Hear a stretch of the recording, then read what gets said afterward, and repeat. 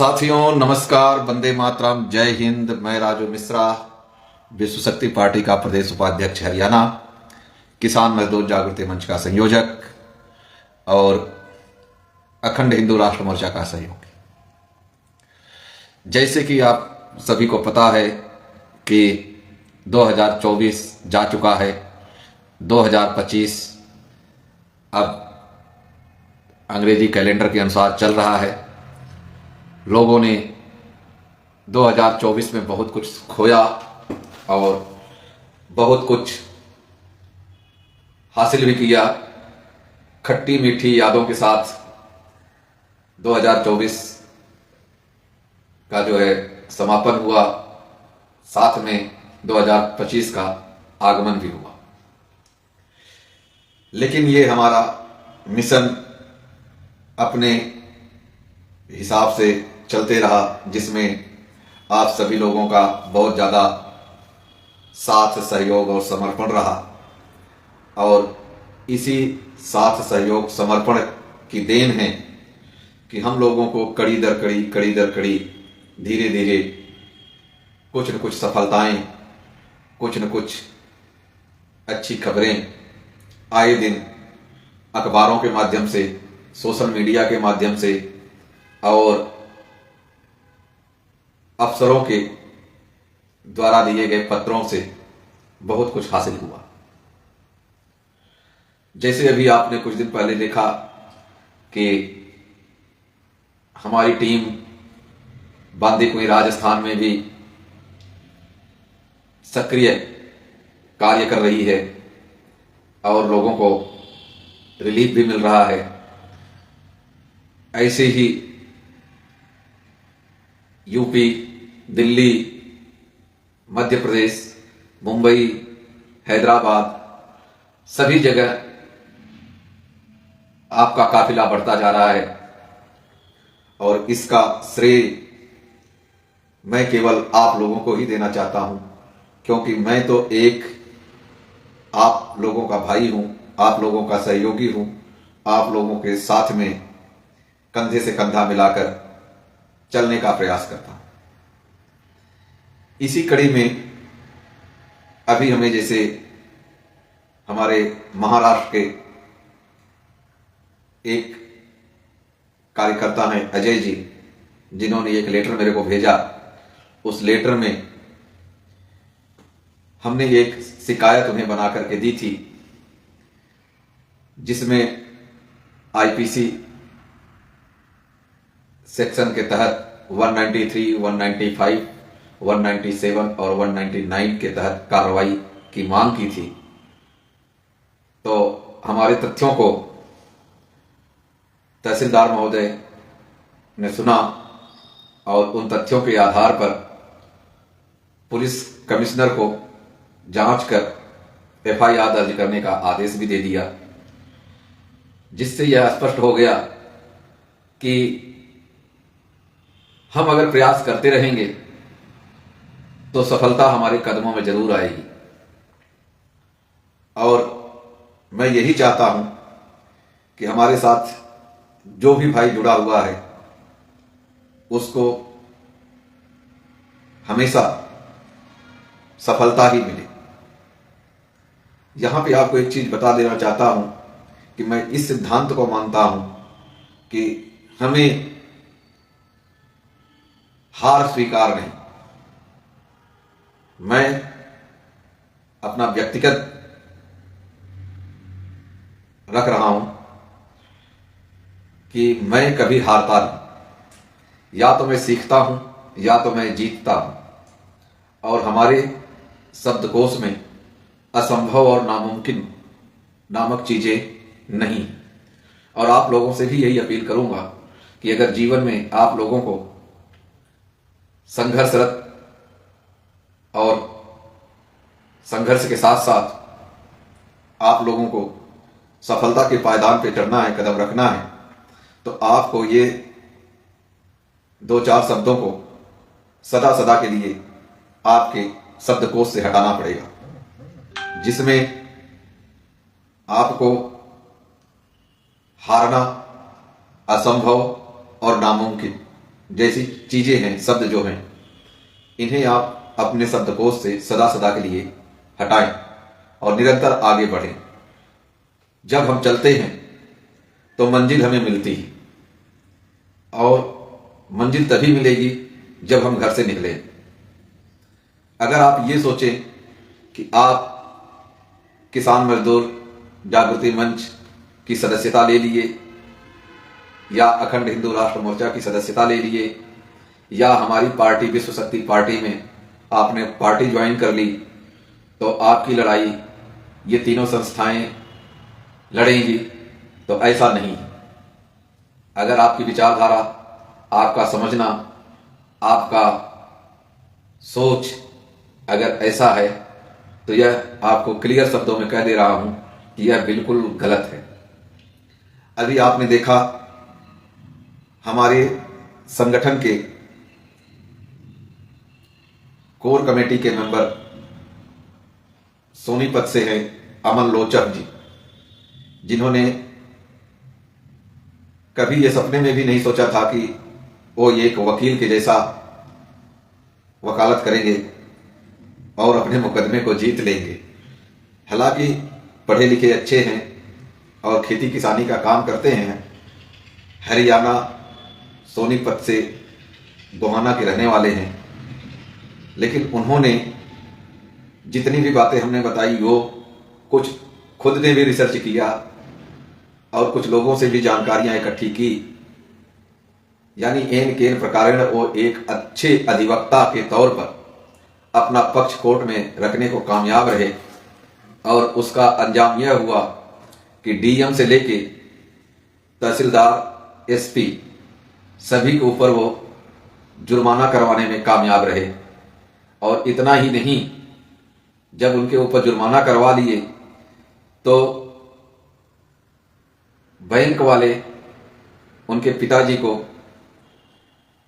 अपने माया जाल में फंसाया और लोन का सेटलमेंट कर लिया। जो बैंक बार बार ये धमकी देता था कि आपकी तो 1 करोड़ की कोठी मेरे कब्जे में है, आप जितना मर्जी भाग लो, आपका तो हम लेके ही मानेंगे। आपको जानकर हैरानी होगी कि लगभग 18.5 लाख का उनका लोन था और बैंक ने उनके ऊपर जो भरे हो तो भरे ही, उसके अतिरिक्त लगभग 62 लाख रुपए बना रखा था। जिस लोन को जब बैंक चारों तरफ से फंस गया तो उनके पिताजी को अपने माया जाल में, या यूं कहें मकड़ जाल में फंसाकर सामाजिक तौर पर दबाव डरवाकर, या जो भी स्थिति रही होगी उसके अनुसार लोन को चंद रुपए यानी लगभग 11 लाख रुपए में सेटलमेंट करने को मजबूर हो गया। ये है आप लोगों की ताकत। इसमें हमें कोई मान बढ़ाई लेने का शौक नहीं है। यह सिर्फ आपको इसलिए बता रहा हूं कि आप अपनी लड़ाई स्वयं किस तरीके से लड़ सकते हैं।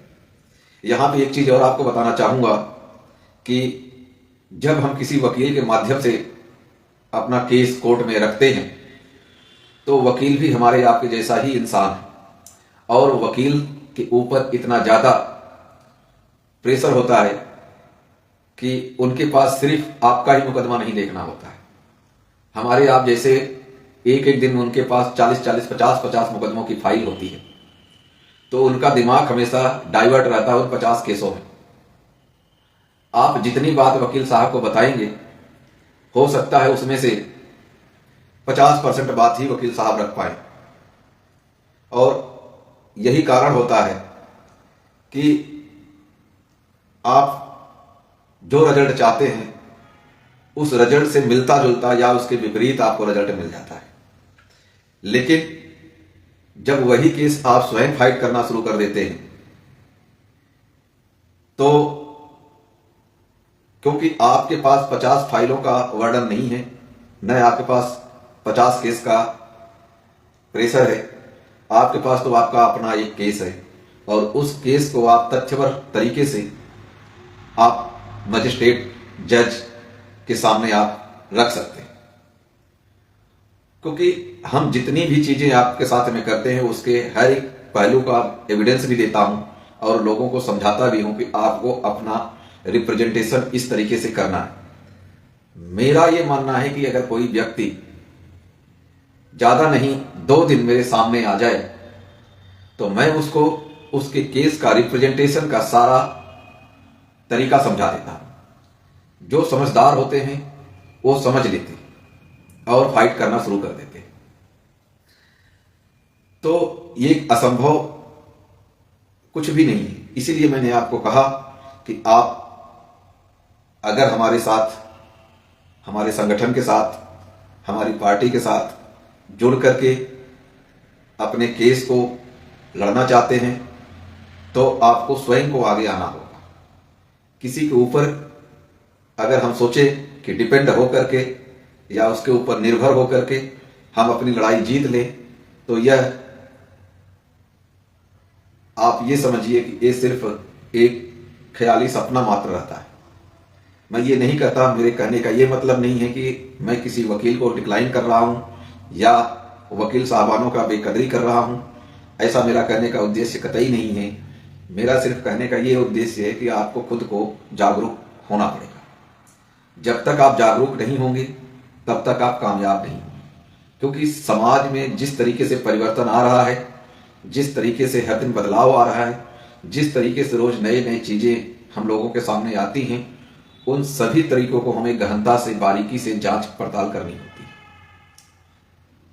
एक छोटा सा जो अभी आपको बताया कि महाराष्ट्र गोंदिया में जो अजय जी ने काम किया कि तहसीलदार ने हमारे उस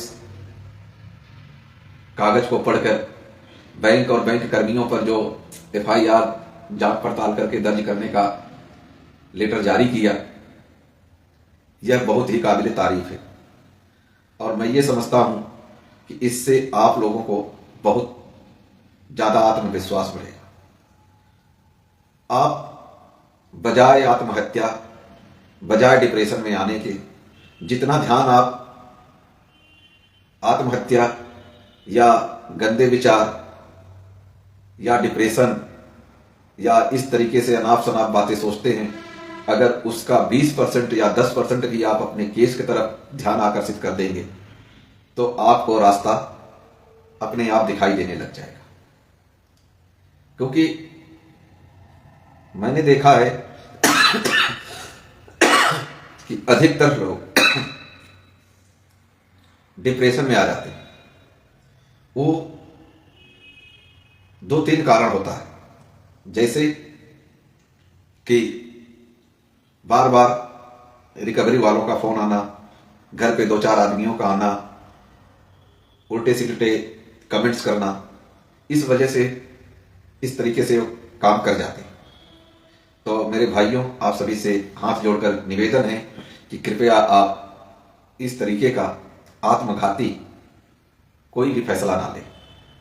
आप अपने केस को सुनियोजित तरीके से स्वयं आगे बढ़ें और इस लड़ाई को जीतना है हमें, ये सोचकर आप एक कदम आगे बढ़ाइए तो सही। देखिए आपको किस हद तक साथ, सहयोग और समर्पण मिलता है। जब आपके पास साथ, सहयोग और समर्पण होगा तो दुनिया की कोई ऐसी ताकत नहीं है जो आपको गिरा दे। इसीलिए बुजुर्गों ने कहा है कि हौसला है तो सब कुछ है। हमें हौसले से आगे बढ़ना है और समय है, परिस्थितियां हमेशा एक समय नहीं रहता है, न एक परिस्थिति रहती है, एक परिवर्तनशील है। और आप सबसे यही निवेदन है कि आप जितना हो सके उतना जुड़े, उतनी अधिक संख्या में लोगों को जागरूक करें और आप इस लड़ाई में हमारा साथ दें और स्वयं को शक्तिशाली करने के लिए हमारा सहयोग लें। उम्मीद करता हूं कि आप सभी जो आपको बता रहा हूं इस पे ध्यान आकर्षित करेंगे और अपनी लड़ाई के लिए आगे से तैयार रहेंगे और कंधे से कंधा मिलाकर चलने के लिए आप हमारे साथ सक्षम भी रहेंगे।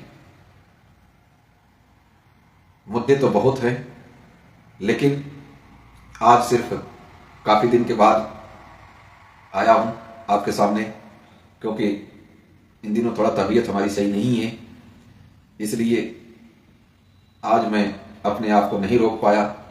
क्योंकि ये 2-2, 3-3 जो सफलताएं हैं, इसके विषय में आप सभी को इंगित कराना भी जरूरी था।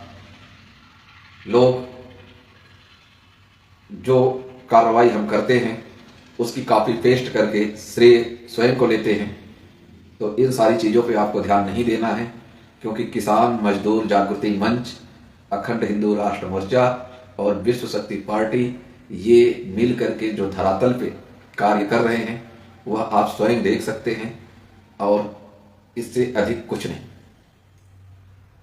एक और आप सभी से निवेदन है कि हमारे साथ बहुत सारे लोग फोटो खिंचा के या पास में बैठ के विधिक कार्रवाई में मेरा सहयोग दे करके अपने आप को हाईलाइटेड करके आम जन से, भोली भाली जनता से बड़े बड़े सपने दिखा करके जो लूट खसोट का धंधा कर रहे हैं, इनसे भी आपको सावधान रहना है।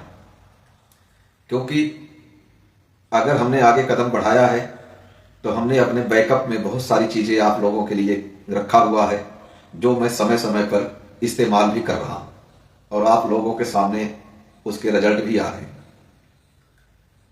बहुत से लोग ऐसे हमारे पास फोन, व्हाट्सएप पे मैसेज, इस तरीके से मैसेंजर कॉल करके बता रहे हैं कि सर आपके साथ में वो आदमी था, मेरे से इतना पैसे ले लिया, मेरा काम नहीं किया।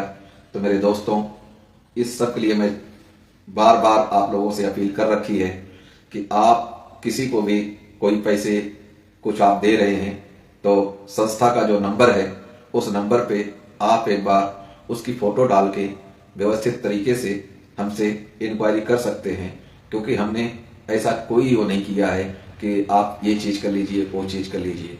आपके जानकारी के लिए जो संस्था का नंबर है मैं दोबारा आपको रिपीट कर दे रहा हूँ, आप नोट कर लें। और तकरीबन हर वीडियो में डिस्क्रिप्शन बॉक्स में आप जाएंगे तो उसमें वो संस्था का नंबर लिखा होता है। नंबर है 9468477951, 94-684-77-951। यह नंबर केवल व्हाट्सएप के लिए है, सिस्टम से जनरेटेड नंबर है। जब भी आप इस पे मैसेज करेंगे तो आपको इसका रिप्लाई मिलेगा। इस पे आपको कॉल वगैरह अटेंड नहीं होगी। आप चाहे व्हाट्सएप कॉल करें, चाहे आप सेल कॉल करें, कैसे भी कॉल करेंगे, इस पे कॉल आर नॉट एक्सेप्टेड। तो इसी के साथ आज बस इतना ही। फिर मिलेंगे आपको 2-4 दिन में, क्योंकि तबीयत मेरी सही नहीं है। इस तरीके से मैं बोल भी नहीं पा रहा हूं जिस तरीके से हमें आपको रिप्रेजेंट करना चाहिए। उम्मीद करता हूं कि आप लोग मेरी हालात को देखते हुए, मेरे दृढ़ता को देखते हुए मुझे समझने का प्रयास करेंगे, और भविष्य में जितना होगा उतना मैं आप लोगों को अपना सबसे बढ़िया सहयोग दूंगा। अंग्रेजी में कहें तो best is best in the better, जो होगा वो हमारा आपके साथ में सहयोग रहेगा। और आप 2 चीज़ और करें, आप अपने एरिया में, आसपास में जहां भी हैं, क्योंकि जब तक आप लोगों को जागरूक नहीं करेंगे तब तक आपके साथ में कोई नहीं है खड़ा होने वाला है। और किसी भी लड़ाई को जीतने के लिए हमें जनबल की आवश्यकता होती है। तो उसके लिए आप छोटे छोटे सभा कर सकते हैं, लोगों को जागरूक कर सकते हैं। अगर आप चाहें बड़ा सभा का आयोजन करते हैं तो हमसे सहयोग चाहेंगे तो हम भी सहयोग देंगे, बुलाना चाहेंगे तो हम आएंगे भी, क्योंकि हमने अपने जीवन को आप लोगों के लिए ही समर्पित किया हुआ है। आप लोगों की लड़ाई के लिए हम आगे चल रहे हैं। क्योंकि मैं एक स्वयं पीड़ित रहा हूं, इसलिए उस पीड़ा का दर्द मुझे पता है। और जिस व्यक्ति को उस पीड़ा का पता होगा वही उस चीज का उपचार करने में ज़्यादा सक्षम होता है, मेरा ऐसा मानना है। तो इसी के साथ दोस्तों आज बस इतना ही, मिलते हैं 2-4 दिन में।